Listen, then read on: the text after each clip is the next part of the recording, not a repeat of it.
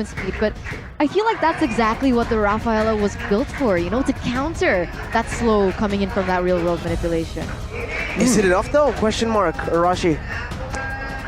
It will depend on when and where it's used exactly. I think there's also a chance that in the called alter, when that real-world manipulation is actually popped up, they can just go in and cancel it. So Rrq, I think they have to try and split up these fights as much as possible. Exactly. It all comes back down to execution. Let's hope that the real-world manipulation brought in by the Yves here to seal Rrq Hoshi's composition here for the third and final game is going to be worth it. Soak it in. The crowd going wild.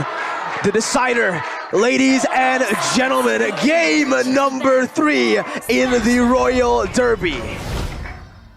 Welcome to It is going to be delayed for just a little bit.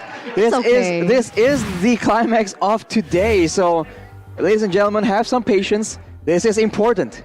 Build the tension. This is a battle. This is a suspense. battle. Yeah. This is the battle for first place. First place in the standings. Yep. Eterna, Arashi, there's a lot of stakes. Team's pride on the line.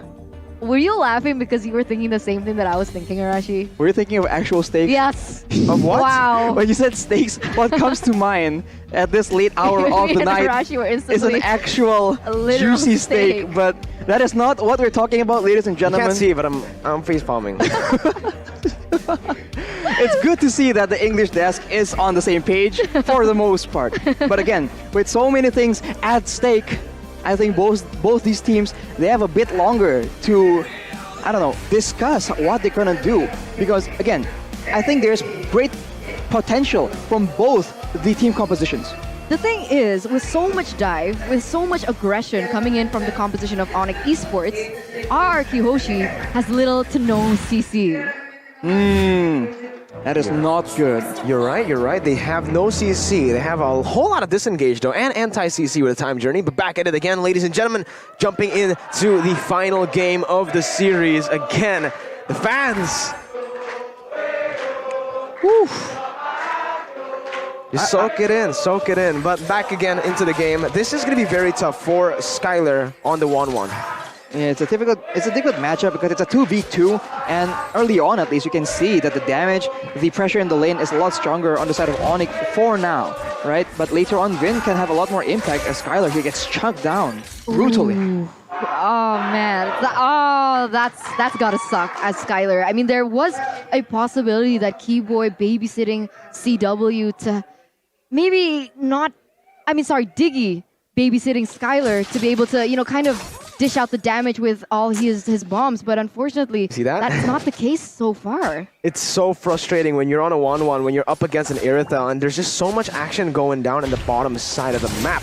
Both marksmen with their supports just trying here. But look at that, Skylar taking low, Kairi looking for the kill onto him. He has the enhanced chain, Skylar still able to dodge away for a bit, but Sans comes in to pick up first blood. A common trend in the series so far is the team who gets first blood ends up winning the game. We'll see what happens. Kairi already with that gold buff as well, so already some sort of utility as well as neutral objective happening here, but once again, R7, Boots is getting bullied even without the rotation from the Bauman. Right, with the sprint up, he's able to escape from that gank. I think it would have ended with a kill as well, because the lethal counter is still available for the side of Albert. But looking at the emblems right now, you can see it's just a different focuses compared to the previous game. But for sure, Albert will be trying to abuse that Bauman clear. As Miko was saying, potentially in game number 1, where the Bauman can just out-farm you and get huge advantage without even having to win fights. Oh, again, Kairi stealing the purple buff away. That's very good escape from Kairi, using the enhanced sword properly, but in the top side, you can already see a rotation. Albert picking up the turtle, going on to the enemy purple buff, going for the trades here. He has the retribution, so he will be able to take this away from Kairi, who is behind. Look at Kairi's battles talent, actually. He didn't go for the Demon Slayer, so Albert will have a significantly better time, faster time in the jungle. Better opportunities as well. Oh my god, Onic Esports, they're really playing towards this bottom side. They want to shut Skylar down from the get-go, Arashi. I think if Skylar gets rolling like in game number 2, that is a disaster that Onic Esports do not want to deal with. So right now, getting CW back to his dominant performance. I think it's one of the main focuses for Onic Esports. But right now, Albert is involved in the play. I don't know if they're able to do anything here. Real world inflation though. CW still having the sprint, not popping it just yet, is able to dodge away. Get out, scot-free. Onic Esports still defending really well and still holding on to that gold lead. Is it worth it though for the side of Onic to hinge their bets in towards that bottom side, put that pressure in the gold lane, whereas Rrq Hoshi, they're free to take all the neutral objectives they want? Well, in the late game later on, who do you think will actually have the highest amount of damage right now? Because like Skylar as well as CW, both their heroes do an insane amount of damage in the late game, but with the Cult Altar in the picture, right? I think it's just different focuses from both these marksmen. You're right. I don't know. Right now, as it stands, if we take a look at the matchup, Irithos is going to scale, and that's why Irithos is such a counter. Lemon, though, going to get dove on. One more hit from Sans. The fadeaway as Lemon falls under his turret, but back again to the point. 1-1 against Irithel. Why Irithel counters 1-1 is she's super mobile. She can attack while walking, while getting out of the weakness point range. And guess what? She scales better. It's very tough for a 1-1 to do anything in this lane, and all CW needs to do, he doesn't even need to fight, he doesn't even need kills. He's not like the other counters like Clint or Popol. All he needs to do is scale. Go even with the 1-1 up until that late stage. Yeah, but once again here, Rrq Hoshi with 2 objectives in the bag, 2 turtles in the bag, and Onic Esports have nothing so far to show for it. Let's see again, they're gonna go for a dive. Skylar popping that Inspire, trying to look for the weakness points, but see, clean disengage. Now, especially with the holy healing from Keyboy, CW is gonna have very good time running away from any sort of engage that Rrq wants to present. For Rrq, it's quite difficult because, okay, you're getting the turtles, but remember, in the late game, you're hedging your bets on the marksman, and he is not having a good time at all. Oh, Cult Altar, they're going to look for the engage. CW diving all the way to the back lines, but loud, a real-world inflation. CW finding Skylar, and Vin, a double kill. CW almost surviving. Keyboy with a holy healing, almost helping him get out, but it's a worth trade. 2 for 1 and a turtle. I mean, a turret. 2 for 1 and a turret, and Onic Esports pushes their gold lead with 1,000. What were they able to buy with the seed? Well, you can see that for Onic Esports, right, CW already has the Windtalker, so his damage is ramping up. He is still pathing towards the second core item. And for Skylar, he is still on the corrosion side. He has a bit of a defensive build as well, just in case, the aggression continues from the side of Onic Esports, from Rrq Hoshi. Yeah, that's exactly what he's going for. So already, disrespecting the damage and the way that he's been pressured from the get-go. I mean, already losing that tower in the bottom side. He's forced to rotate to a different lane now. So Onic Esports, they might be able to utilize this to their advantage. I think Rrq Hoshi needs to actually force a bit more fights that are in their favor. All they have been doing is just trying to play damage control, but every time they do that, Kairi just comes in with a knockup and everyone else just follows up on it. So they're just allowing Onic to wait for the cooldown to be up and then initiate a play with the Cult Altar or with the Empower Chain. Oh, concealed play. Lemon with the real world inflation, locking Keyboy down. The Cult Altar is placed down though. That's going to be Keyboy running, taken down actually. R7, way too deep, staying for way too long, but it's only the Roamer who picks the kill up. Abyssum Strike there was actually used by R7. He picked up the kill, so was it worth it? A 1 for 1? I think it was. R7 got the kill. For Onic, it was Keyboy. But now Onic is going to be able to get this turtle, but Albert! Oh! Oh my god, Albert with the steals! Highway robbery. 2 levels ahead. That's what that gets you. This is why Demon Slayer is just so worth it. And Sans, yeah, bye, buddy. Lethal counter, silencing his fate in the mid lane. Bellman. This is why it's so prio, and he's going for more. Keyboy with the holy healing, getting out. Onic Esports on the back foot. It's so unfair. As a Bauman, you dish out so much damage and you're so sustainable, but CW might have something to say about this. But no, Onic Esports, they choose to disengage right now. So both teams, they're playing very carefully. Albert got it again. With the retribution that just came up, so it's efficient usage as well. And Albert is continuing to try and pressure. He has the advantage now, so he will try and use it to elevate his team as much as possible, because in the late game he will not be the primary carry. As Kairi is able to take the gold buff in that, in that contest. Finally, Kairi gets something here in game number 3. This is so different to what we saw in game number 2, where our Rrq Hoshi was able to just dominate all those objectives. But once again, CW swapping lanes, rotating towards that top side, understanding that Esmeralda will be able to put pressure here in the bottom side. But R7 gets caught here. He doesn't get taken down just yet, as Kairi doesn't want to commit onto this. You know, I was thinking that like later on in the late game, Rrq Hoshi are banking on being able to kite away from danger, but there are 3 sprints on the side of Onic Esports, and there is that Rafaela. I'm wondering if everything is going as planned for Onic. I like to believe it is. They're getting all the turrets taken down, and Irithel is scaling really well. Their composition is built around the Irithel. Very similar to how RRQ's draft is built around the 1-1. It's all going to come down to the gold lane once we get into a certain stage of the game. I'm very curious to see the items here as the Lord spawns into the Land of Dawn. I want to see what items CW and Skylar have been able to build up. Skylar is 1 level below. Wait a minute, Rrq, they're going for a sneaky Lord here. Kairi's still on the purple buff. Real world inflation gonna be popped there to zone away the Onic members, but CW chasing Lemon down all the way. Has to call Alter to provide a backup. Skylar running away right now. Is Albert still able to find the Lord?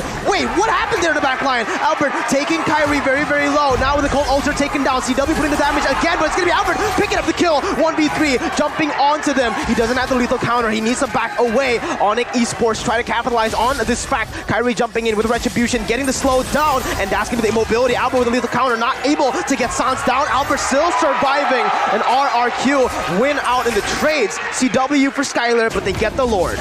Yeah, wow. Oh my god. Albert played that so well. Onic Esports was so good at distracting. They went in for the backline, but meanwhile, Albert, he rotated around the Lord, went to the bottom side, and took it. And that was so insane to see. And now Kairi here is forced to go and travel towards that top side to alleviate the pressure that this Lord is going to have. But Rrq Hoshi, meanwhile, will not be able to get anything. They might be able to get that turret in the bottom side, though. But we'll see. The mid side is also pushing. All right, they seem to be looking for a trap of their own. Kiwo right now will be engaged on, and that's the real manipulation popped up by Lemon, but it won't result in anything as far as kills go. But the turret has been taken in the mid side. The turret falls. And I don't know, when I see Rrq Hoshi play this quietly, it feels like they're building up to something, right? Is there a certain power spike that we should be aware of? Look at the Irithel. The Irithel for Onic, right? For RRQ, I'm not quite sure. I think once the 1-1 gets a bit stronger, they will try and end the game, try and pick off CW regardless, because like later on, they won't be able to have that option of just like shutting someone down, deleting them, right? So I think right now, as Albert still has all the level advantages, the gold advantages, they need to try and force as many fights as possible and get as many neutral objectives as possible when they get this advantage. Right now, what they need to look for is to play with Albert right now, and that's exactly what they do. Albert with the engaged lethal counter onto Kairi, called Alter, thereby Sans flickering in to provide the necessary cover, but Kairi falls to the real-world inflation of Lemon. CW unable to dish out the damage properly onto R7, and RRQ find a 1-for-0 trade. Can't convert onto any objectives, but still, it's a good trade. He melted through that cult altar, mind you, and he's on a Bellman. It's so unfair how much damage and sustainability that this hero has. We can see though Boots trying to find an engage whatsoever, trying to find some sort of compensation. He is trying to push that bottom side, but R7, he knows he's there, and when it comes to that 1v1 situation, R7 is going to win with that burst capability that he has. So I guess a split push game will be favoring Rrq Hoshi. They have that option, and along with the Balmond being able to be a secondary front line, being able to actually secure objectives as well, it makes sense for them to send R7 and try and pull away, because S5, I think Onic Esports is a lot better than Rrq Hoshi. Oh, let's see, bottom side, 1v1, Boots versus R7. It's not really going to go anywhere. Both of them way too tanky. They don't deal enough damage to take each other down. But it's just going to be the battle of pressure, battle of wave clear here in the side lanes. Esmeralda has an edge though when it comes to the rotation game with the mobility that she has with the first ability. Let's see, Lord already taken down to 19,000 HP. Rrq going back, staying disciplined here in this game with a very slight lead.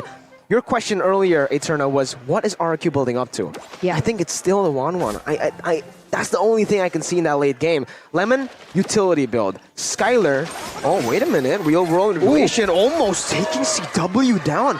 I think that might be enough. That might be enough to take the Lord away from Onic Esports. Albert, onto the Lord here again. Kairi can't look for anything. Lethal counter to finish it off with the Retribution. It's another free Lord presented to you by the Samsung Galaxy A series. Over to Rrq. Second Lord here for Rrq Hoshi. Let's see what they can do with this. So far, they've only been able to get a few turrets, 1 and 2 if I'm not mistaken. Let's see if they can get anything more. Onic Esports back on the defense. They are trying to utilize the wave manipulation as much as they can.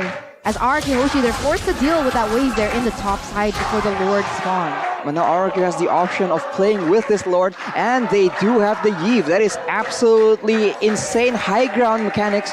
So later on Onic Esports, they will be forced to move forward, and maybe that will be exactly where Rrq Hoshi will pull the trigger and attempt to turn everything around. Right now they have built up to a 2.2k gold lead, and they are grouping up. They are waiting for that fight. They are sacrificing a turret in the bottom side.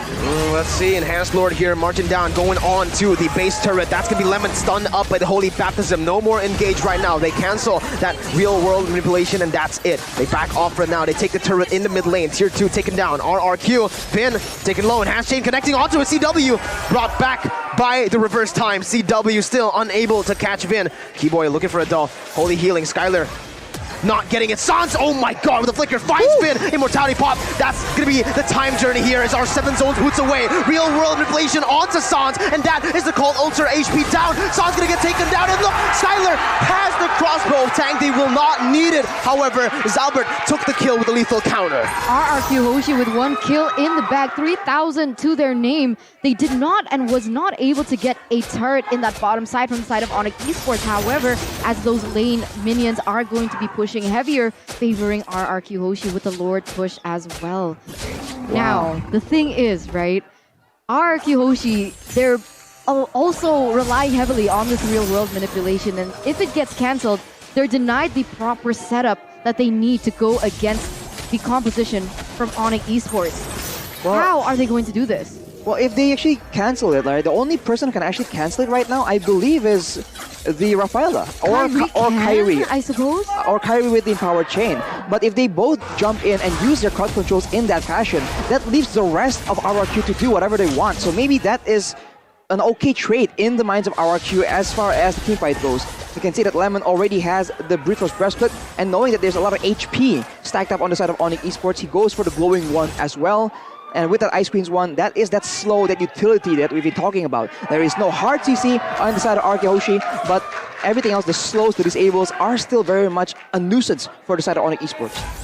Julian's gonna deal out a lot of damage. Already a Holy Crystal as well as a Divine Glaive. Even if Rrq Hoshi wants to be able to build that magic defense, he's gonna go and punch through that. Now, the question is, can Kairi get into a position that he can deal out the damage on the favorable targets from Rrq Hoshi, considering the front line is so strong?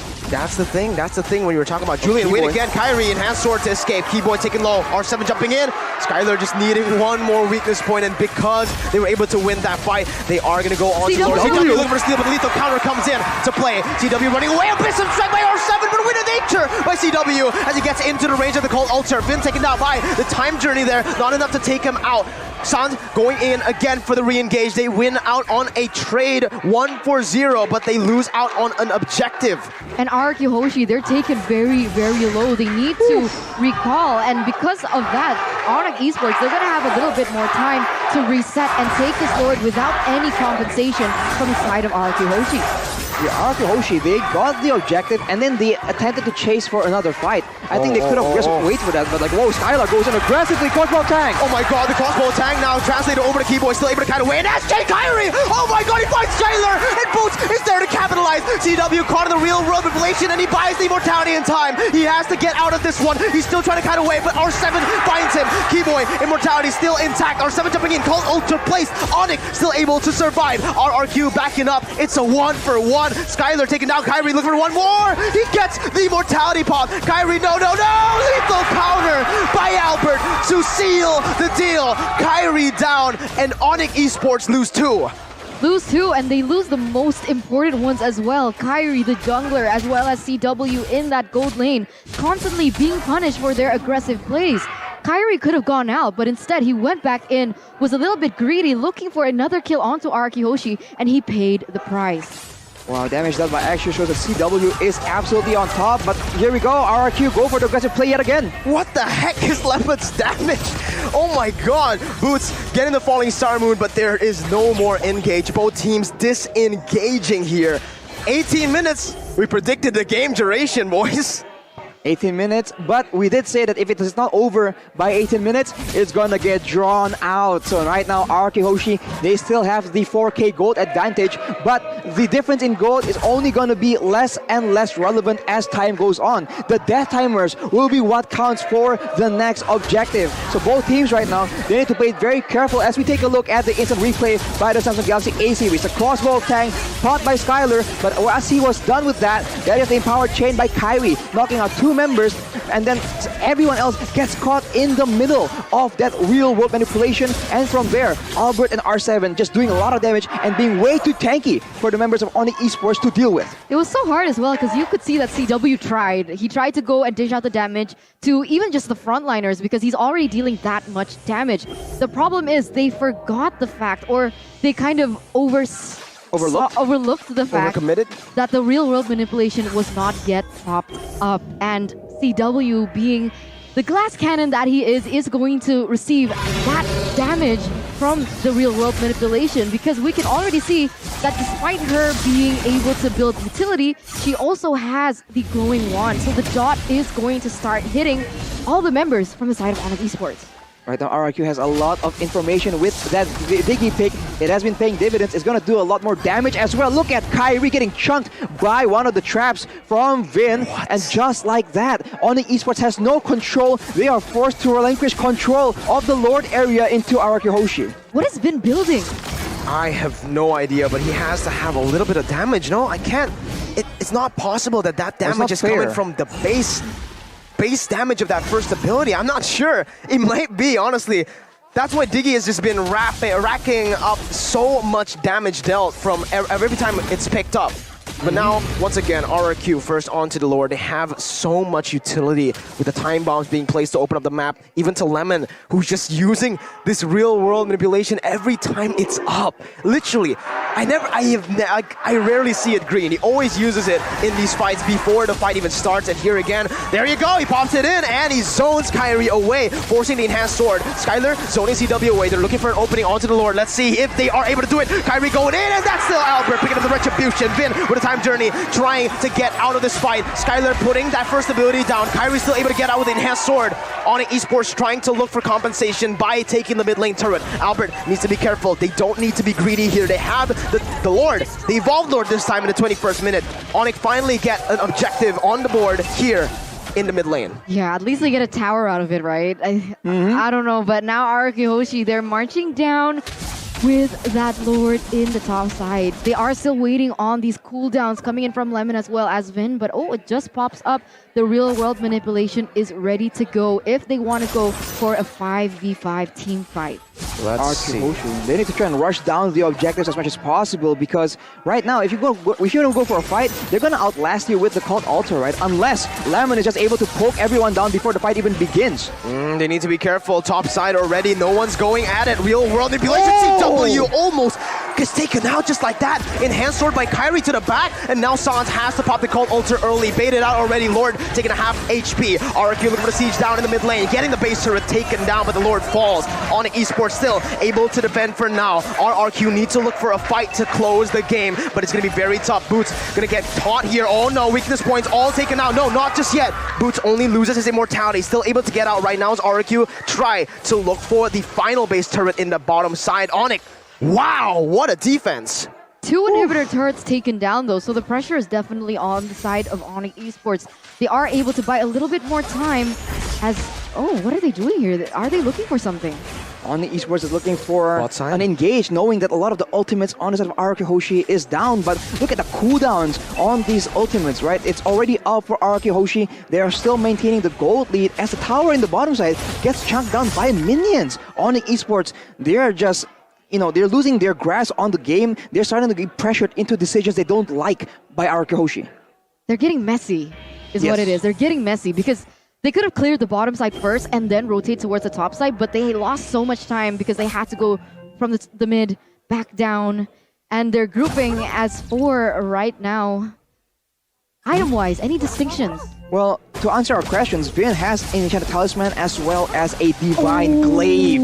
That is damage, my guy. That is why Onic Esports, whoever is sent out to actually tank the traps to look for information, they get chunked down massively. And of course, the Rrq is around to actually heal them back up. But if you use the heal for the sustain, you don't have it for the movement speed, and that might be crucial in these late game team fights where momentum decides everything. I need to mention something here. Both of the teams are getting very, very fatigued, all right? Mentally, shot calls as well. They need to make decisions, the best of decision possible every single time, and now it's 23 minutes of that. 3 games. Fatigue is going to be in the heads of these players for sure. Mentally, physically, even perhaps. And we'll see once again. Oh my God, Sans, just from the time bombs alone, gonna get chunked there, and you can see even the glowing wand by Lemon doing so much for our Rrq Hoshi. Real world revelation CW again gets zoned out. It's gonna be enhanced sword by Kairi to get out. Lord successfully resetted though by Onic Esports. Oh no, gotta be careful. Oh no, that's gonna be Boots taken all the way. He has the winner truncheon, not giving that last weakness point, but the Cult Altar was popped to save Boots. No Cult Altar means that Rrq surely want to go for an objective. Oof, Rrq, they really should abuse their poke advantage, right? Vin's damage as well as Lemon's damage, it is not a one-shot, but it will add up, especially when the stakes are so high. If you can chunk down CW to 3/4 of HP, half HP, that already ensures that he will have no freedom when the fight actually breaks out. So I think they can abuse this because they also have the advantage when it comes to the base turrets, right? They have 2 already taken down on the opposite side of the Lord as well. So now they can actually play the macro game and they can just play it slow, play it patient as long as possible. What exactly is the cooldown count on the Cult Altar? Oh, I have no idea right now. Well, we'll have to see again. Does he have the fleeting timer, Rashi? Real world inflation though, locked in again. CW losing that backside weakness point. Still able to kite away for now. Cold Ultra really plays. San's gonna be caught there, but he has to winner truncheon to buy a little bit more time as that's gonna be R7 jumping in. That's the mortality pop. Vince still able to survive for now. Lethal counter, not finding anyone, but crossbow tag. Gonna be popped there. Kairi with the winner truncheon, buying so much, taking so much, soaking it in. Onic looking for the end right now onto the team fight, and they will be able to find 2-4-0. Onic Esports once again, Boots zoning the members away. Skylar trying to look for the final weakness point. Doesn't have the crossbow tank just yet, but he finds Keyboy. Keyboy taken low. Winner truncheon to buy a little bit more time once again as Albert is there, but Keyboy survives! Oh my God, Onic, they've done it. They've waited, they've stayed calm, and now they have the tides turning with them. 2-0. So many ultimates were already wasted by the side of Rrq Hoshi in that mid-fight, and Onic Esports with their really quick cooldowns was able to capitalize on that actually, and now Onic Esports, they have the better setup. Will Rrq Hoshi be able to take this Lord away? Oh, Lemon using the real world inflation to bait them out. Cold Ultra was used and popped. Onic Esports, once again, they're on the Lord. Rrq needs to look for a steal. Albert is still alive, but look at Skylar. Look at Skylar. He's pressuring that mid lane. He's buying some time. He's making the Onic members look. Forced errors across the map. Albert looking for the Retribution onto the Lord. He's taken very low. Retribution battle here, and Albert finds it again with the lethal counter, with the Retribution, saving the day for Rrq. Rrq Hoshi, Albert in particular, staying very, very cold-minded right now. He was able to just calm down, cool, relax in that Lord pit, and was able to make the decision, the right timing, with that lethal counter combined with that Retribution. No, wait, did he use that Retribution? I think Albert? I think he did. He did. Oh my God, I thought he took it with the lethal counter. 3v5. They did that 3v5 on top of Skylar's macro push in the mid lane. Discipline by RRQ. The improvement since MSC is visible. Absolutely. Honestly, I think it's just so good to see RRQ just play it smart, and despite all the odds against them, they're able to get that Lord, and that is massive. It's a 5v5, the Lord is there, the Cult Altar is there to be abused to clear the Lord. Will Onic be able to survive this push? Oh, Skylar taking the base turret in the bottom side down. Boots now caught very low. Forced to use the sprint. Cult Altar gonna be popped there. Real world inflation by Lemon on it there in the midst of it all. Caught as that's gonna be the falling Star Moon again. RRQ looking for something. Lethal counter on the saw, taking him down. Kairi with an enhanced sword, able to escape. Winter Truncheon clutch, but he will fall. Keyboy next. Boots try to run. RRQ take game number 3. Reverse sweeping Onic Esports. Rrq Hoshi proving to us that history has its value. History repeats itself as once again Onic Esports will not be able to win this Royal Derby. Wow. That is an insane conclusion, man. Coming back from a rough early game, coming back from a gold deficit, and even coming back from a numbers deficit to secure the Lord and then secure the game. My God, RRQ, what a performance. What a performance indeed. A battle to the death, and RRQ scrapes it 28 minutes. What a game from both of these teams. What can you even say? Unfortunately, it felt like Rrq Hoshi, they were more durable. They had more endurance in this particular match. You could start to tell that Onic Esports were making little mistakes that was capitalized by Rrq Hoshi. Wow, man. I think this is the first time I think we saw a team beat the Cult Altar meta without a Valentina, right? They just purely used macro, movement, and just smart decisions to completely shut down Sans with that Cult Altar. And they get the victory. Laying out a blueprint, this might just shift the trend of the meta away from the Faramis. Wow. That is crazy. Royal Derby Part 1. Retribution becomes the key to victory for RRQ Hoshi. 3v5. Skylar pushing in the mid lane, forcing Esmeralda to go back. Not able to zone Bauman away. They still tried to go for the 50-50. And that ended up with Albert making the play to seal the deal. We're gonna see the winning moment here for both teams. And you could see after Rrq Hoshi was able to secure that win, you could see the look on the faces of Onic Esports' fans. It's a tough loss to swallow. It's really early on though, right? There's just so much time for both of these teams to be even better, to minimize the mistakes that perhaps they may have made in that particular game. Wow, usually when the game gets overdrawn, we called it, right? 18 minutes or a long game. It was absolutely long, and usually that will be where RRQ crumble, where they falter, where the fatigue catches up to them. But in this game, that is not the case. This is that all new, modified, evolved RRQ, and they were able to actually get that victory. You can see the growth, man. It's insane. Absolutely. The growth is